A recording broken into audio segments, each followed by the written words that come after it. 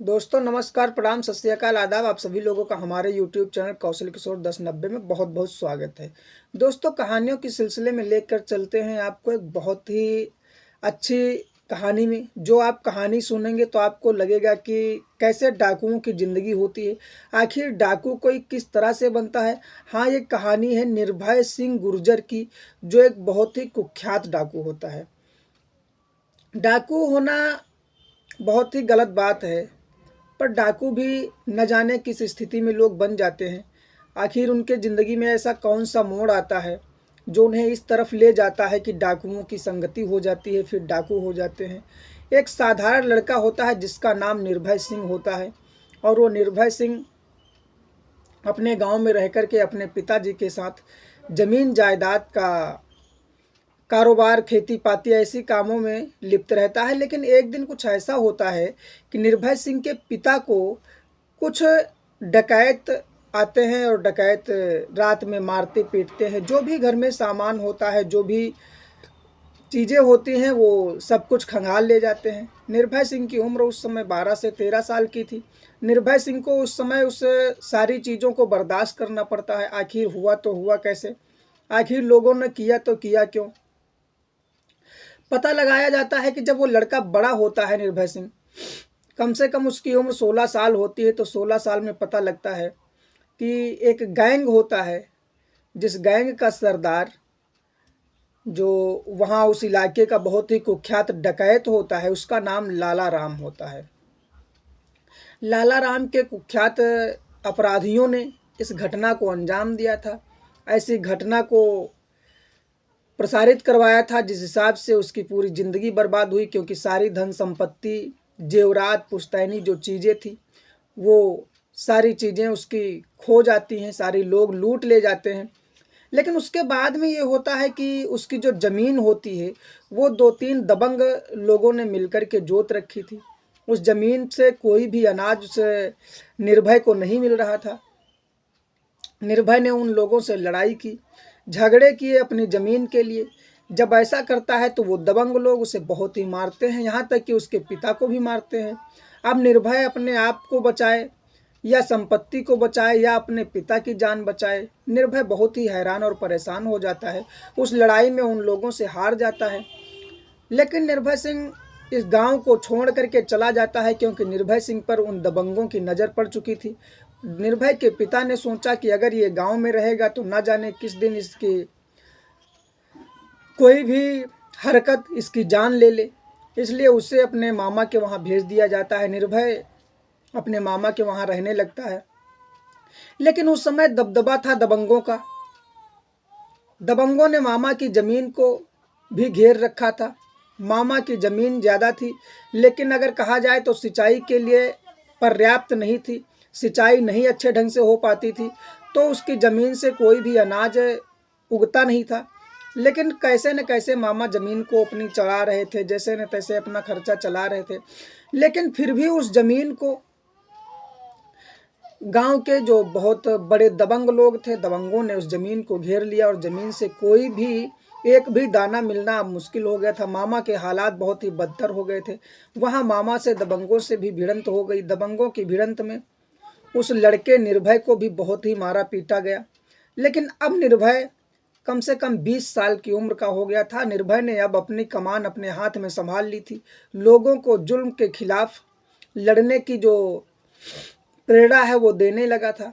मामा के भी 2 लड़के थे, उन लोगों को भी सामने लाता है और कहता है कि अब दबंगों से लड़ना होगा, किसी भी हाल में इस ज़मीन को छुटाना होगा। वहीं से उसकी सोच पैदा होती है कि जिस तरह से मामा की ज़मीन दबंगों ने हथिया रखी है, इसी तरह से हमारी भी ज़मीन को दबंगों ने हथिया रखा है। कहीं ना कहीं इसको हम छुड़ाएंगे ज़रूर। लेकिन उस भिड़ंत में उसका दोष पाया जाता है, और दबंगों को ना जेल हो करके आखिर इस निर्भय सिंह को जेल हो जाती है, क्योंकि निर्भय सिंह तो उस मामले में बहुत ही कच्चा खिलाड़ी था, और दबंग बहुत ही सीनियर खिलाड़ी थे, जिस वजह से उसको जेल हो गई। जेल में जाकर के निर्भय सिंह ने पुलिस का जो टार्चर है वो बहुत अच्छी तरह से सहा। पुलिस ने टार्चर किया भी, क्योंकि दबंगों ने उसके खिलाफ अच्छी तरह से पैसे दे करके उसके ऊपर बहुत ही जुल्म बरसाए थे। अब आखिर कुख्यात डकैत बनने की जो सीमा हुई उसे पार कैसे किया इस निर्भय सिंह ने। निर्भय सिंह वहाँ पर जाता है और कई डाकुओं से जेल में मुलाकात होती है। वहाँ पर भी कुख्यात डाकू थे। एक डाकू का नाम लाला राम होता है, जो उसी के पिता के घर में चोरी चंडाली की थी। लेकिन अब लाला राम को पता नहीं था कि आखिर ये निर्भय वही लड़का है जिसकी घर से हमने चोरी चंडाली सब कुछ की थी, और इसकी ज़िंदगी बर्बाद करने में हमारा बहुत ही अहम रोल होता है। आखिर लाला राम से उस लड़के की दोस्ती हो जाती है।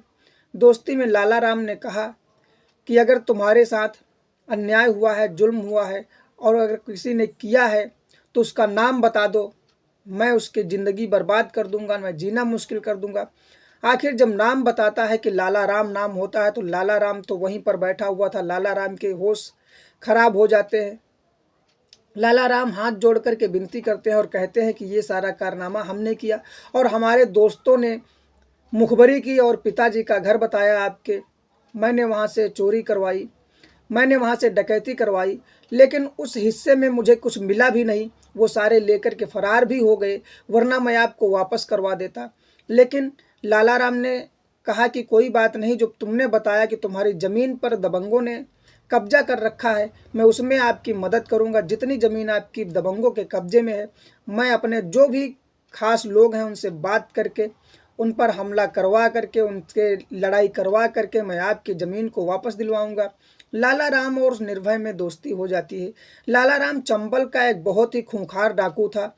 उस चंबल के डाकू के नाम से उत्तर प्रदेश, मध्य प्रदेश, राजस्थान, ऐसे बड़े बड़े प्रदेश भी उसकी दहशत में थे। लाला राम को सारे लोग जानते थे। लेकिन लाला राम की जो वहाँ पर रिहाई थी, वो बस अब कुछ दिनों की बची थी। 4-6 दिन के बाद रिहाई होनी थी। जैसे ही लाला राम रिहाई से बाहर जाता है, वैसे ही अर्जी दाखिल करके, मेहनत करके, जिस तरह से खुद रिहा हुआ था, उस तरह से उस लड़के को भी रिहा करवा देता है।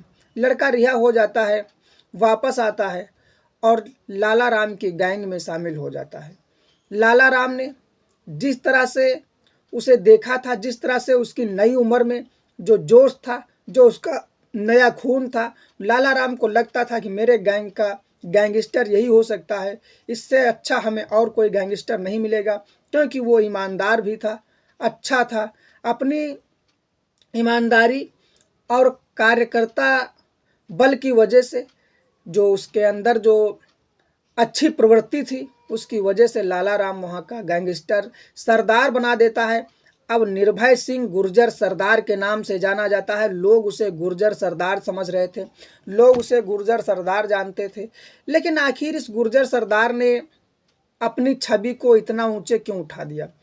दरअसल उस गैंग में कुछ ऐसे अपराधी थे, कुछ ऐसी महिलाएं थे जो अब अमीरों के घरों से डकैती, लूट, जो लोग रिश्वतखोरी, सरकारी कर्मचारी, ऐसे लोग थे उनसे लूटपाट, जो दबंग जमीन हथियाने का काम करते थे, लोगों को सताने का काम करते थे, धन के बल पर लोगों को सता रहे थे, ऐसे लोगों का धन छीनना और जमीन छीनना अब निर्भय सिंह गुर्जर का पेशा बन चुका था। गरीबों की कहीं ना कहीं वो मदद करता था, लेकिन जो बहुत ही अमीर पैदान पर बैठे लोग समाज का शोषण कर रहे थे, उनके खिलाफ उसकी जंग जारी हो चुकी थी। उस जंग में निर्भय सिंह ने तमाम सारे लोगों की ज़मीन छुड़वा दी, तमाम दबंगों का नाश किया। बताया जाता है कि निर्भय सिंह गुर्जर के जो गैंग था, उस गैंग में 5 दर्जन से ऊपर लोग शामिल थे। लेकिन सभी लोग नेक और ईमानदारी की चाल चल रहे थे। लेकिन कभी न कभी हर व्यक्ति का पतन होता है, और पतन के पीछे कोई न कोई उसके लग जाता है। एक उस गैंग में लड़की होती है जिसका नाम नीलम होता है। नीलम बहुत ही सुंदर थी, देखने में अच्छी थी। उसे उस समय लग रहा था कि वो ईमानदार है, इसलिए निर्भय सिंह ने उस लड़की से शादी कर ली। निर्भय सिंह की उम्र उस समय 35 वर्ष थी और लड़की की उम्र 25 वर्ष थी। 10 साल छोटी लड़की से उसने शादी कर ली। उसका उस जंगल में, उस चंबल के इलाके में बहुत बढ़िया दबदबा हो गया था, बहुत अच्छी तरह जीवन कट रहा था। लेकिन नीलम के वजूद वहाँ पर जो 4 से 5 लड़कियाँ और थी निर्भय सिंह की, अब नज़र उन लड़कियों पर पड़ चुकी थी। निर्भय सिंह अब अय्याशी करने लगा था, यही उसकी मौत का कारण बना।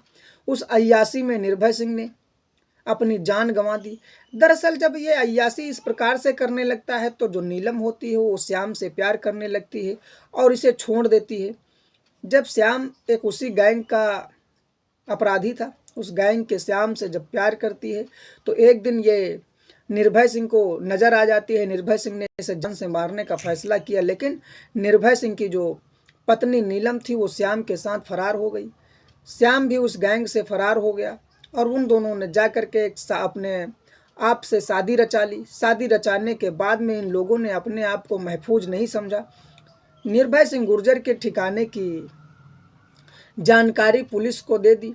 पुलिस ने इसकी मुठभेड़ में उस अड्डे पर जाकर के फायरिंग शुरू की।